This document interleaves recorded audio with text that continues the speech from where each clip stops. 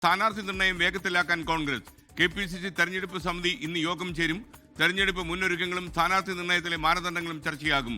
കോൺഗ്രസ് പ്രവർത്തക സമിതി അംഗം ഡോക്ടർ ശശി തരൂർ MP ഇന്നത്തെ യോഗത്തിൽ പങ്കെടുക്കാൻ സാധ്യതയില്ല.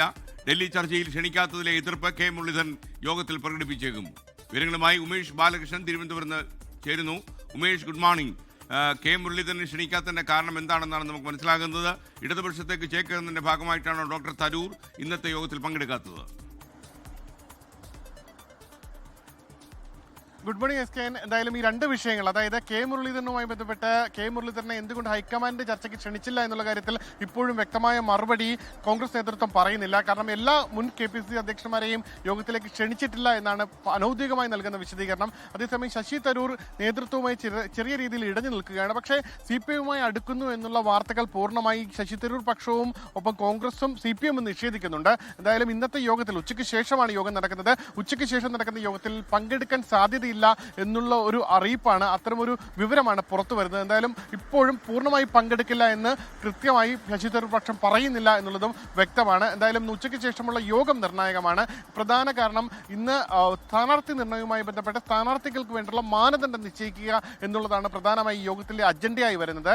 ഇന്ന് KPCC നേതൃത്വവും ഒപ്പം മുതിർന്ന നേതാക്കളും യോഗത്തിൽ പങ്കെടുക്കും. ഒരുപക്ഷെ K. മുരളീധരൻ അടക്കമുള്ളവർ തന്നെ ഹൈക്കമാൻഡ് യോഗത്തിൽ വിളിക്കാത്തതിനുള്ള എതിർപ്പ് യോഗത്തിൽ ഉന്നയിക്കാൻ സാധ്യതയുണ്ട്. പ്രധാന ചർച്ച ആദ്യഘട്ട സ്ഥാനാർത്ഥി നിർണയമാണ്.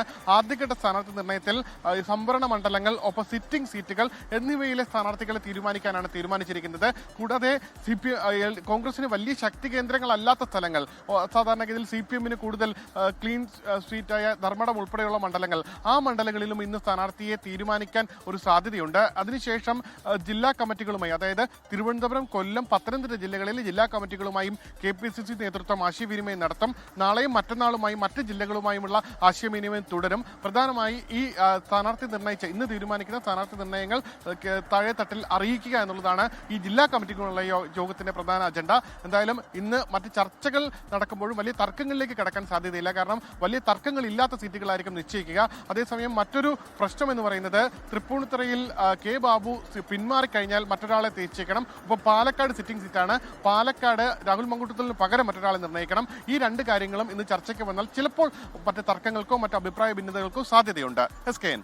ലോകത്തെവിടെയായാലും ഏത് സമയത്തും 24 വാർത്തകളും ഓഗ്മെന്റഡ് റിയാലിറ്റി പാക്കേജുകളും എക്സ്പ്ലെയിനറുകളും വിശദമായി കാണാൻ ഞങ്ങളുടെ YouTube ചാനൽ നിങ്ങൾക്ക് സബ്സ്ക്രൈബ് ചെയ്യാം.